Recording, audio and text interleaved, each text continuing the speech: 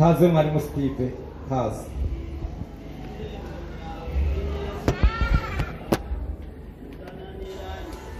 Yesu biremera duhaguruke gatoya tugorora intege duhaguruke gatoya biremera muri Yesu biremera ivyananiranye muri Yesu biremera muri Yesu biremera ivyananiranye muri Yesu biremera muri Yesu biremera ivyananiranye muri Yesu biremera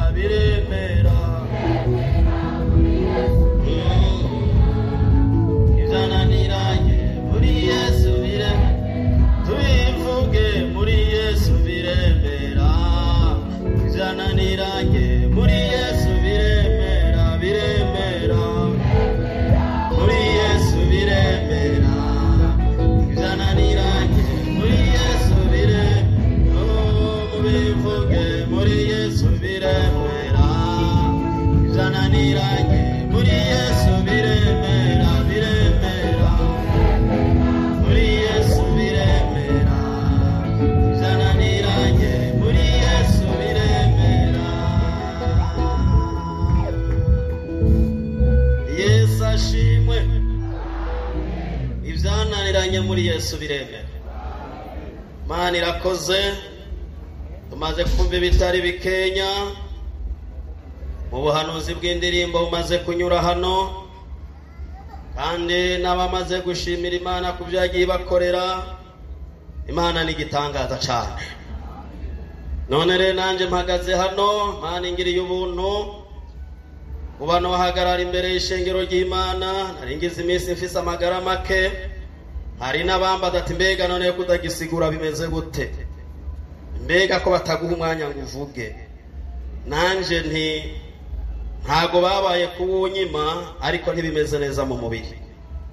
None rero Imana iranteye iteka, iranyemereye ko no kongera guhagarara imbere y'ishengero ryayo. Mana nibishimirwe cyane. Ngomba rero dusangira amajambo y'Imana muri kino gitondo. Dusomye hariya mu butumwa bwiza bwa Yesu Kristo uko bwanditswe na Matayo. Dusome biriya bice 13. Turasoma duhereye ku murongo wa 24. Matayo 13 murongo wa 24. Haravuga ngo ugwamfumuki abacira wundi mugani ati ubwami bwo mu ijuru busa n'umuntu yabivye imbuto nziza mu ndimiro yiwe. Abantu basinziriye, haza umwansi wiwe abiba ugwamfu mu buro hagati arigiye. Bumaze gusesa no kuyangika, ugwamfu ruca ruraboneka. Abashumba banye n'urugo baraza baramubaza bati mbega mutungwa, ntiwabivye imbuto nziza mu ndimiro yawe, none ugwamfu rwavuye hehe? Nawe ati n'umuntu w'umwasi yagize atyo. Babashumba baramubaza bati none uragomba ko turutororokanya? Batoya, kuko kumbure mu kurandura ugwamfu mworandurana n'uburo. Mureke bikurane vyompi gushitsa mwigenya, maze mu gihe c'igenya nzobwira abamarayika urantunga. Maze dusubiremwo, mureke bikurane bityo gushitsa mwigenya, maze mu gihe c'igenya nzotuma abagenyi ntimubanze mutororokanye ugwamfu, muruhambire imikama muruturire, ariko uburo mubwimburire hehe? N'aya majambo n'aya majambo Mana yashize mu mutima wanje, kandi aya majambo ndayamaranye iminsi, ndayamaranye igihe kitari gito, ndayiyumvira ko ingene twaronse agakiza, ingene twahamagawe tukava mu vyaha. Imbuto nziza ni ijambo ry'Imana. Twararonse ubwo buntu, turagirirwa izo mbabazi, turaronka agakiza ata kiguzi dutanze. Imana iragahezagirwa. Yesu rero abacira uyu mugani yerekana ingene umuntu ashobora kurima umurima, kandi umurima akawutunganya neza, kandi amaze kuwutunganya agateramwo imbuto nziza, kandi imbuto zirobanuye nziza atagasembwa zifise, kandi amaze kuzibiba abazi neza ko zizovamwo iciza, kandi zizogirira ikimazi mwene kuzibiba. Rero Yesu arerekana ingene uyu murima yari yarawutunganije uyu muntu, kandi arawuteramwo imbuto nziza. Ariko abagenyi, abakozi b'uwo mwene umurima bagiye kuraba, basanga umurima waramezemwo ibindi atateye. Yari yarateyemwo muri uyu murima wiwe, twasomye ngo yari yateyemwo uburo, yari yateyemwo uburo muri uwo murima, kandi uburo yarazi ko azobwimbura ata kindi kintu kirimwo. Muri uwo murima abagenyi, abakozi biwe bagiye kuraba, basanga harimwo uwundi yaje nawe atarateramwo muri wa murima nyene, ateramwo urwavu. Ivyo navyo ntiyabikoze habona ngo yahengereye abantu basinziriye. Ndabifuriza kuba maso. Amen. Hagiye abantu basinziriye, ibikorwa bitandukanye birakorwa kandi bitari vyiza. Iyo abantu basinziriye, ivyononekara biba vyinshi. Ariko iyo abantu bateramye, baramenya iki kintu nitwemeye ko gishobora kononekara, nitwemeye ko gishobora guhungabana, kuko bari maso. Rero aba bashumba bashebuja bagiye mu murima, bariko barakontorora umurima, bariko baritegereza, basanga mu murima hagati haramaze kubigwamwo urwafu, kandi nagone rutangiye kuduza imitwe, rutangiye guseruka mu murima hagati.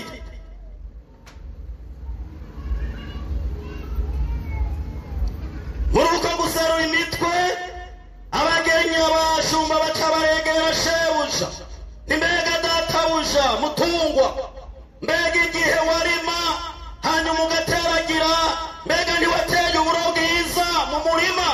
Ateye gome. Ni mugabo twebwe tugiye kuraba mu murima wateyemwo uburo, haramezemwo urwafu muri wa murima. Noneka wowe twemerera tukagenda gukuramwo urwo rwafu muri uwo murima?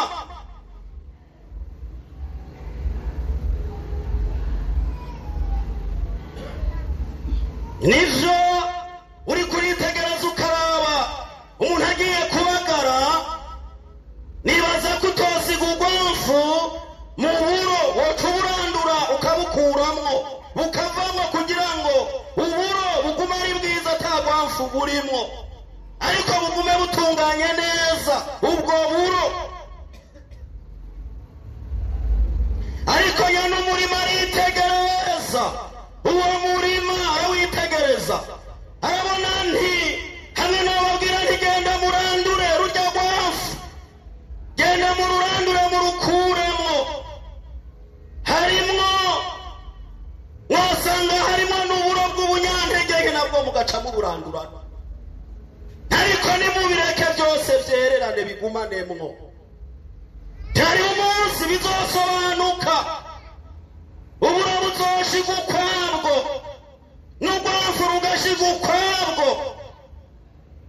Yesu ashimwe. Aka gace rero ni keza. Yesu ashimwe. Aho ndumva ko muriko murankurikirana.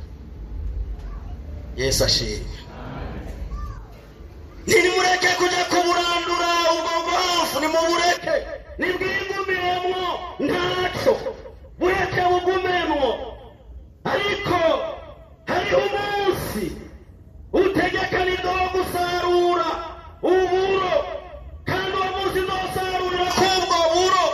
Nzobanza nkuremo rwa rwafu, mbanze barutorokanye, baruhambire imikama, ubwo kuko atakimazi baruterere mu muriro. Hanyuma uburo nabwo buce wimbirirwa mu kigega canje, kuko ari ubw'ikimazi. Yesu ashimwe cyane. Ndiko ndasoma aya majambo, turi mu isi ya nyuma y'iherezo, minsi igoye, ikinyabyaha. Yemwe abakristo, turi mu minsi ya nyuma, minsi y'iherezo. Turi mu minsi y'iherezo kandi igoye kandi itoroshe. Yuda yari mu ntumwa 12 kandi yagendanye na Yesu. Yesu niwe yaramuzi wenyene, hari wazomugura. Ariko abandi bagendana nawe babona ari intumwa mu zindi, babona ari umukozi mu bandi, babona ari umuntu akorera Imana mu bandi. No mw'ishengero jewe niko ndaraba, mwese muri abakristo. Imana ibahezagire. Amen. Yego, jewe niko nditegereza. Twese turiko turaja hehe? Harimo abatariko barajayo. Twese turiko turaja hehe? Jewe ndabitegereza, ndavye n'amaso yanje y'umubiri. Twese turiko turaja mw'ijuru.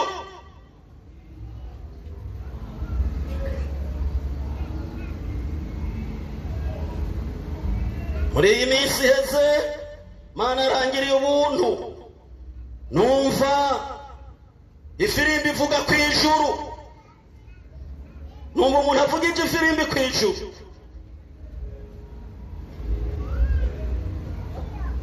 N'inzozi narose, kwari kurota. Ariko numvise iyo firimbi ivuze, ndagira ubwoba cyane. Ni umunsi twari mu rukaraba. Imana yangereye turi mu rukaraba. Numva ifirimbi iravuze kw'ijuru, kandi rwose n'ijwi rirenga rinini cyane. Muri ako kanya ncambona ingabo nyinshi zimanuka. Ariko ijuru rimwe ingabo nyinshi cyane. Mbona ivyo kw'isi byose birahagaze, nta na kimwe kigikora, byose birahagaze. Umuntu nabonye namenye n'umwe, abandi ntabo namenye uwo munsi. Ndiko ndasoma aya majambo, nsanibuka izi nzozi nagize ndi mu rukaramu. Ndavuga nti Nzambi irashobora kuvuga, ifirimbi irashobora guhamagara abiteguye. Yesu ashimwe. Mugeni ugeze he witegura, mugeni ugeze he witegura, kombona Yesu agiye kuza. Mugeni ugeze he witegura, mugeni we. Mugeni ugeze he witegura, mugeni ugeze he witegura, kombona Yesu agiye kuza. Mugeni ugeze. Amen. Rero avuga ngo reka bikurane, reka bibamwo, bireke ntacyo. Ni nayo mpamvu ubona uri ukuri nyene mu gikorwa, ariko uno munsi bakavuga ntirekerano. Ni nayo mpamvu ubona uri mu bikorwa n'inkokora mu bandi, noneho gukora bijyanye n'uzi ukora urimwo. Ariko umurongozi akavuga nti reka tubandanye tugoragoze. Ariko iyo kuba kurandurwa, waramaze kurandurwa mu bikorwa ntubukiri, ntubukirimwo, waramaze kurandurwa. Ariko nuko yavuze nyene ibikorwa ngo rekeramwo, reka. Ni nayo mpamvu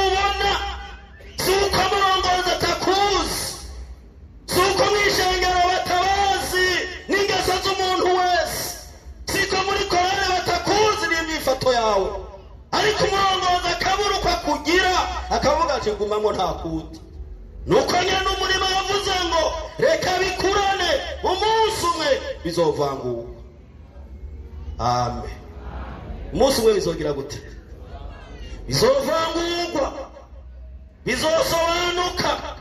Ntiwize wirirwa uranyinyurana n'ubona vyase mu gikorwa, mureke.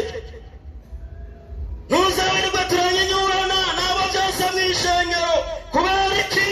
Vyaramaze igihe tugezemo, n'igihe ca nyuma na Satani ariko arakora. Uyu mugabo yaje kuvuga amajambo agumye, ndabivuga. Yesu ashimwe.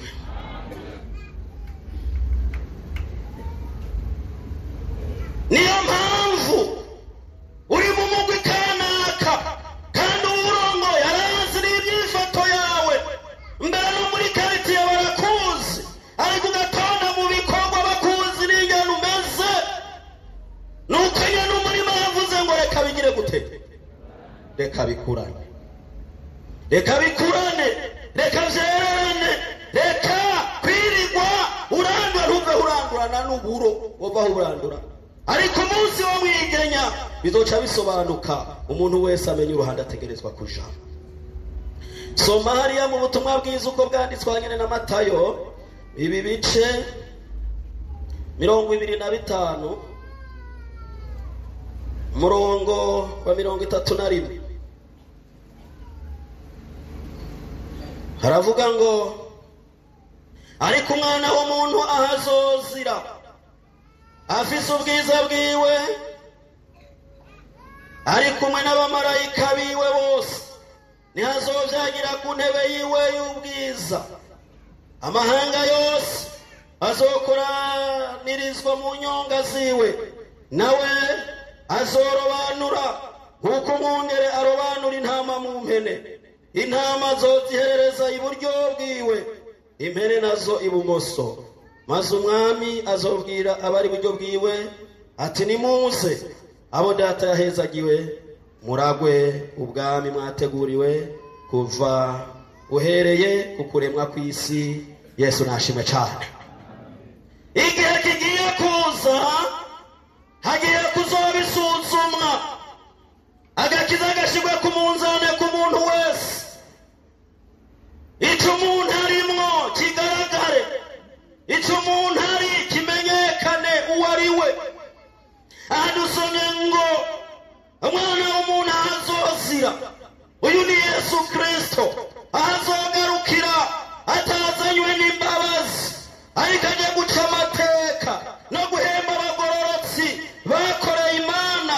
Ese icoma mu mirango mukazoba mu buryo bw'Imana. Amen.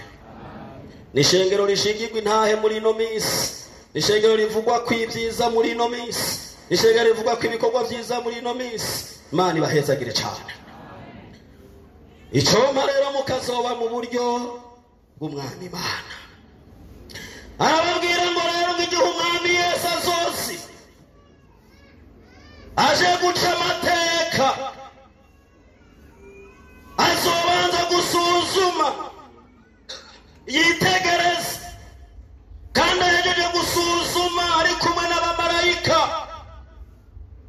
ngo bace batangura kurobanura.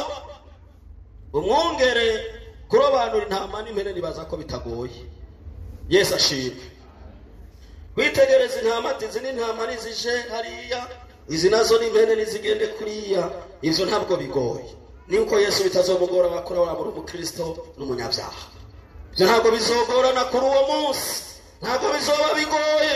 Ndazorobanura rero nk'uko umwungere arobanura intama mu mpene, ngo kandi intama ngazozihereza iburyo bwiwe, ngo ariko impene ngazozihereza ibumoso. Ngo kandi intama azobabwira abo n'abamenye Imana bakurikiye Kristo, batabaye ugwafu mu buro, bazigamye ijambo ry'Imana mu mitima yabo, bararibika muri bo, ntiryavangana n'ibidahuye n'ubugombe bw'Imana. Uyu munsi byaramaze gucangana, umuntu araririmba agasamba. Kubera iki? Ugwafu rwaramaze kuvangana n'uburo. Umuntu araririmba, umuntu arakora ibikorwa, mugabo akaba umusuma. bongo kweli. Murakora ibikorwa by'Imana mugabo akabeshi. Sanga n'iryarya mugabo n'iby'Imana kabikora. Siguro ngo byaramaze kuvangana agakiza n'ibyaha byaramaze kwinjira mu muntu byose bibamo. Araba mu busuma mugabo yashikana ngo ndagushima Yesu. Aje kabikora yahava ngo n'iryarya hariya muri quartier ngo yarambuye abantu yaragize ibi n'ibi nabiriya ariko yagera hano tishimwa Yesu.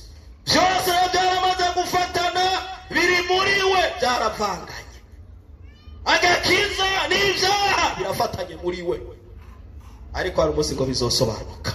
Azorobanura nk'uko umwungera arobanura intama mu mpene. Impene ngazishire ibumoso, intama nazo aziherereze iburyo bwiwe. Usomya muri Matayo nyene ibi bice bitatu uhereye ku murongo Matayo bice bitatu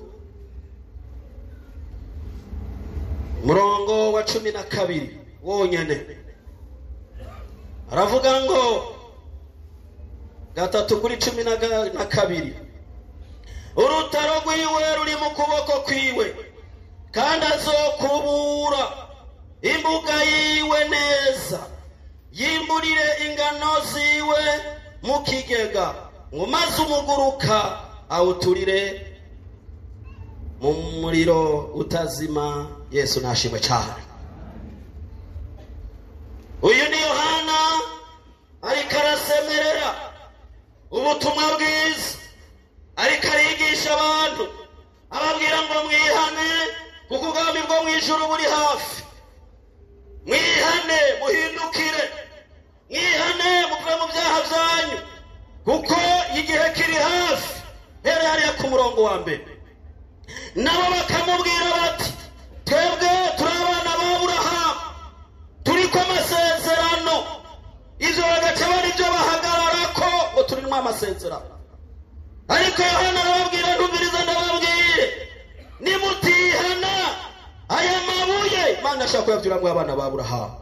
Abo bana amabuye nayo yavuga twebwe abanyamahanga ko dushobora kuba abana b'Imana. Yesu ashimwe cyane. Arababwira ngo urutaro ni mu kuboko kwiwe ngo kandi azokubura imbuga yiwe. Urutaro nugo kugosora. Yesu ashimwe. Ruguru niho bakoresha intaro iyo bariko baragosora ibiharage mu gihe cy'imbura. Nta bikibaho ibiharage kera naho ndabibona muhira. Hariho urutaro bahejeje gukubita ibiharage baca bashira ku rutaro kugira ngo babibika atantuze mukunguguriwe. Bagaca batangira rero kugosora bya biharage bakabigosora. Hanyuma umuguruka wose ugatumuka ibiharage byiza bagaca bashira mu mifuko. Imiguruka nayo igacikumurwa mu iyarara igacija gutanga. Yohana rero amatara bandikira aya majambo arababwira ngo urutaro ni mu kuboko kwiwe ngo kandi azokumura imbuga yiwe neza kandi amaze kuyikumura ngazoca atangira kugosora. Hanyuma ngo ingano ngazimburire mu kigega ngo maze umuguruka awuturire mu muriro utazima. Muri iyi minsi ya nyuma y'iherezo inzambi iragiye kuzogosora abamenye Imana n'abatayimenye, abayikurikiye mu kuri n'abayikurikiye mu buryarya. Giye kuzogosora, hagiye kuzobigosora utarabya ngo je cyangwa uriya cyangwa uyu ahubwo agiye kuzobigosora. Mbega uzobura umugeni wande kuri uwo munsi. Soma turangize ko sindabatebye. Maraki naho inyuma nyene ya Matayo. Maraki ibice 4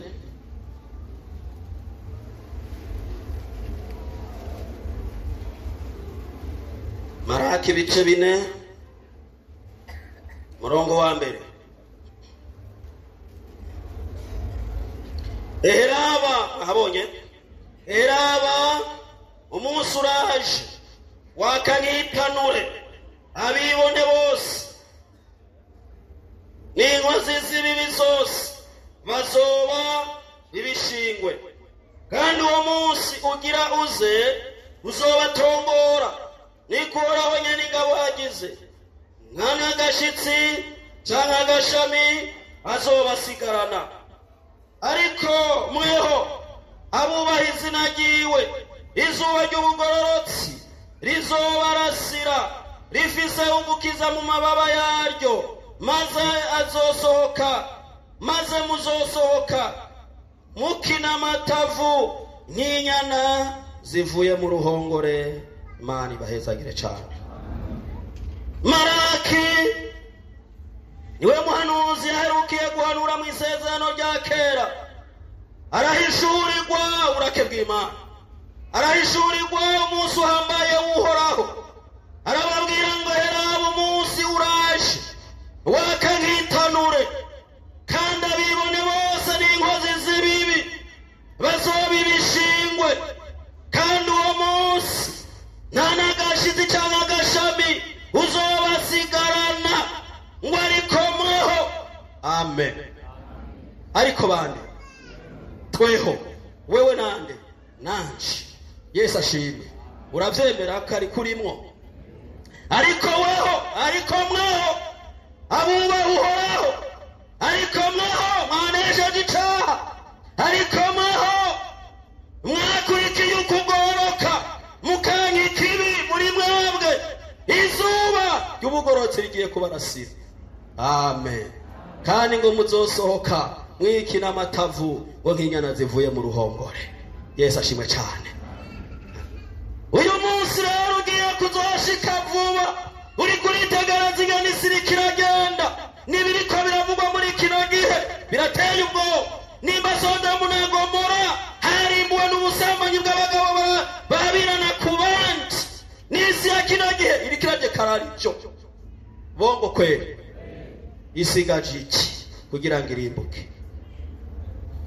Isi iriko iragekara arivyo, kandi abantu buntu bavuga ngo abo ntibabikore kandi n'uburenganzira bwabo. Mbere mwemere munabahezagire. Siko isi iriko iradekarara none. Nibyo. Somye mu ijambo ry'Imana rero hariya itanguriro. Cyaha cyarimbuye Sodomu na Gomora, byaha byarimbuye Sodomu na Gomora byasesemye Imana. Byari abagabo babirana, abagabo barongorana. N'isi ya nyuma y'iherezo. Birivuga ngo ntaco nzokora ntabanje kwibira abasavye banje akabanga. Ibihe biriko biraba ku Mukristo, cyari igihe cyo kuboroga, cyari igihe cyo gukoma induru, tugahamagara Imana. None natwe turatwabona ivyabo n'ubugingo bw'igihe gito, ivyo dukobereje, ivy'agakiza bitera bihera mu muntu. Ariko ndakubwira muri kino gitondo, hunga uburake bw'Uhoraho. Unambika amaso yacu.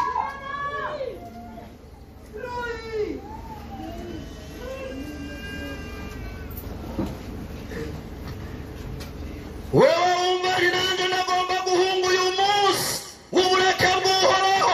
Urazi ingene wabaye mu bikorwa n'ingene wabikoze. Urazi kuri ntagondwa, urazi kutagirwa inama, ariko ibikorwa warakoze. Ndagufitiye inganuke muri kino gitondo, hunga uburake bw'Uhoraho. Ndagomba kwikizanya n'abanyumva muri kino gitondo.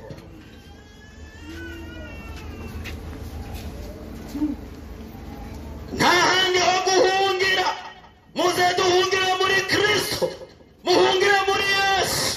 Niho hari ubuhungiro honyene, naho hasigaye hose nta buhungiro bukiriho. Naho abantu bari kuvuga nti muri Amerika niho bigendeka na bado ngoya, murindire gato gusa. Ariko muze duhungire muri Kristo. Yemwe bagabo bagenzanje, hunga uburake bw'Imana. Muhunge bigishoboka. Umuntu wese ahunge bigishoboka. Nta n'ahandi ho guhungira ni muri Kristo Yesu. Urazi ingene wagiye ugorana, urazi ingene utakora Imana nk'umwizigirwa, urazi ingene byavanganye muri wewe muri iyi myaka. Ivy'Imana urabivuga kandi urabikora, n'ibyaha nabyo ugasanga byavanganye n'agakiza kawe. Hunga bigishoboka, kuko inzambi irashobora kuvuga. Tugomba dusenga Imana. Rekaze mwarimu François ashike hano abasengera Imana yo mwijuru. Namwe umuntu wese yongere kumva gutandukana n'icaha, ahunga uburake bw'Imana, kuko kugosora kugiye kuba bidatevye, kuyungura bigiye kuba shangero. mu mirongo mu byumva yungurura bigiye kuba mudahunze bigiye kuba kuyungurura kayungiro kagiye kuyungurura turamuhaye ikaze Mana data twese wo mwishyura turagushimiye mana turagushimiye amen amen amen amen amen wemuyera ariko aravugana n'abakozi haleluya kugira ngo tuburire abantu muri iyi minsi amina kuko Yesu ugiye kugaruka kandi wemuyera ariko yabyemeye wemuyera ariko yatuma abakozi wemuyera ariko yatubarira ngo duseme tubarire abantu biyane kuko Yesu ugiye kugaruka ijambo ryawe riratubariye neza Yesu ko ugiye kugaruka kandi ko uzora abantu biyane ibyaha haleluya nicyo gituma ijambo rya rito yaseme wemuye ariko yatuma wemuye ariko yaseme wemuye ariko araburira abantu ngo biyane ibyaha abaye imishenge bakora ibyaha kwatubaho iyo bantu washayi turasenze muri iki gitondo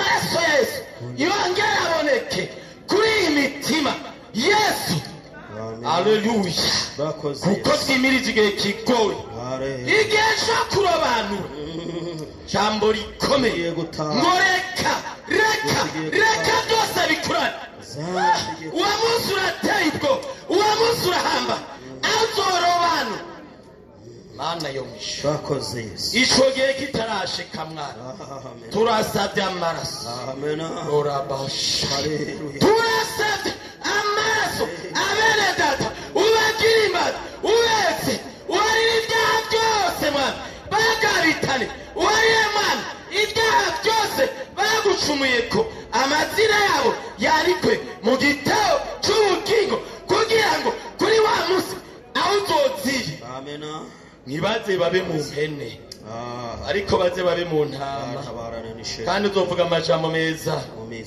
abari buryo uzavuga ngo ni muza aho data hezagiye murago bwayo mwategura aba rero mana ube kuzoya kubwami kuri wa munsi aho uzogarukira baze bakubona baze bumva ijwi ryawe baze bumva inzamba agiye kuvuga urakoze mana ko umuntu wese umugira imbazi muri byose mu izina rya Yesu Kristo umwami wacu amen aba bagipfukamye dusengere abarwayi abandi bumva bifuza inkomezi z'umutima niryo jambo twumvise ku munsi w'ejo uhise kugwiza inkomezi z'umutima nahize umubiri zoba nkeya nahize umubiri zoba nke ariko tugwiza inkomezi z'umutima munumve ntidahagaze neza mu mutima nahize umubiri ari zikeya naho numva ubunyantege nke muri jewe mu mubiri ariko mu mutima ndashikana mu mutima ndahagaze mu bugororotsi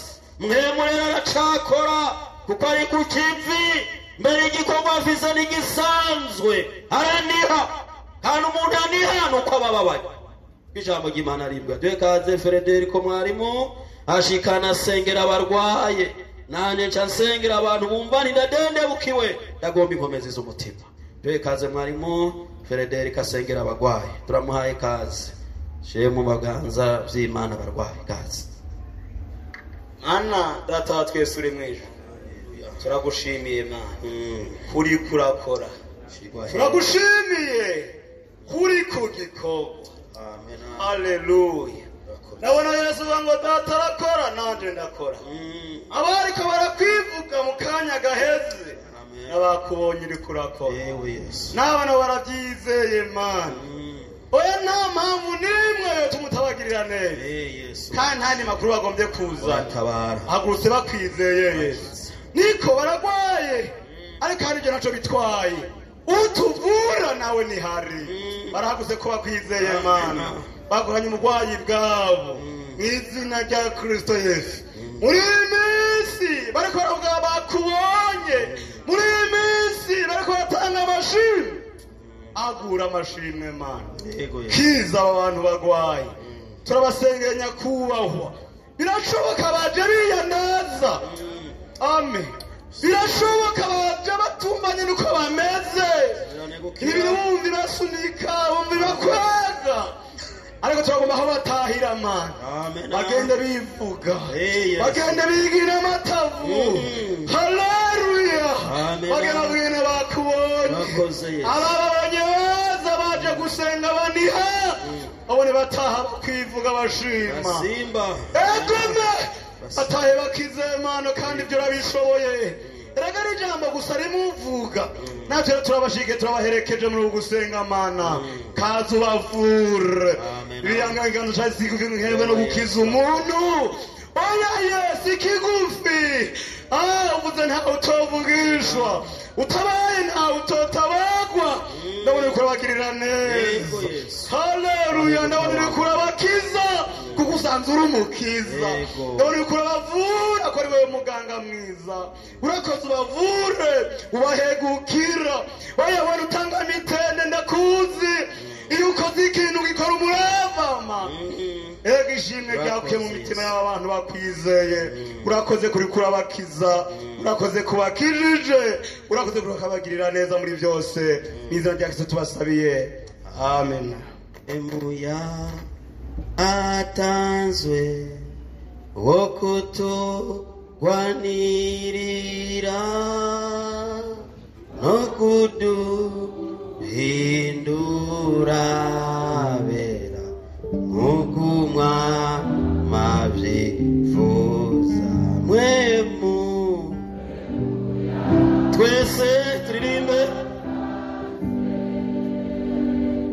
wo kutugwanirira no kuduhindura bera nk'ukumwa mavyifuza. Mwemu yera yaratanzwe wo kutugwanirira aho tudashoboye, mwema arashoboye. Haleluya, yarutugwanira nabera nk'ukumwa mavyifuza.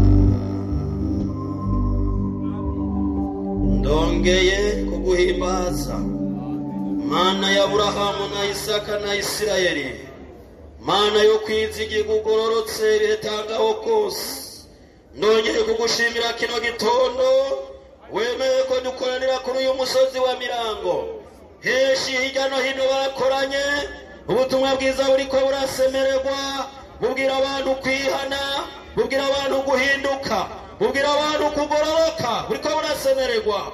Kandi mwemu yasagarira ishengero ryo mu Mirango, mu marayika yariserukiye, turongeye kuduza ijwi tuvuga tuti turagomba inkomezi z'umutima, turagomba inkomezi z'umutima.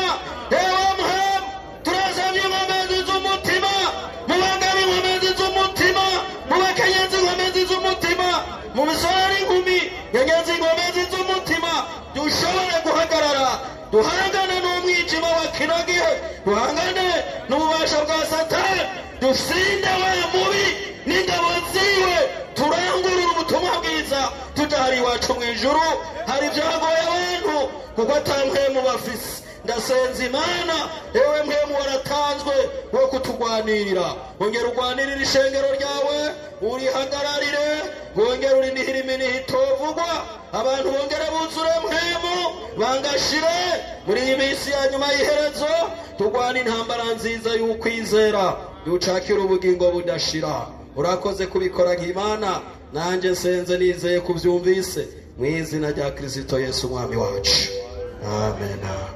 Umvise amajambo y'Imana mukayizera. Yesu abahezagire, amen. Amen.